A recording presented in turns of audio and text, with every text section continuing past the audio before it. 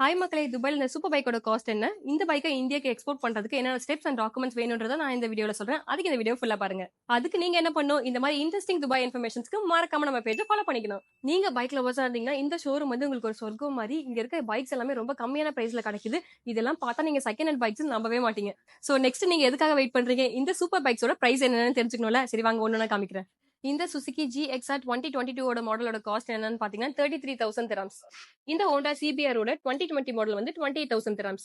Yamaha R7 2022 ஓட மாடலோட cost என்னன்னு பாத்தீங்கன்னா 35,000 dirhams. இங்க இருக்க செகண்ட் ஹேண்ட் பைக்ஸ் எல்லாமே ரொம்ப ரீசனபிள் பிரைஸ்ல கிடைக்குது. அது மட்டும் இல்லாம இந்த சூப்பர் பைக்கை இந்தியாவுக்கு எக்ஸ்போர்ட் பண்றதுக்கான ஷிப்பிங் கைடன்ஸும் இவங்களே ஃப்ரீயா பண்ணி கொடுக்குறாங்க. இந்த நிஞ்சா சூப்பர் பைக்கை இந்தியாவுக்கு எக்ஸ்போர்ட் பண்றதுக்கு என்னென்ன ஸ்டெப்ஸ்னு பாத்தீங்கன்னா, first passport copy, second UAE visa copy, third RTA certificate, fourth shipping details, fifth destination address, அதாவது இந்தியால இருக்க உங்க அட்ரஸ். பைக் இந்தியாவுக்கு ரீச் ஆனதுக்கு அப்புறம் நீங்க அங்க custom duty and road tax pay பண்ற மாதிரி இருக்கும்.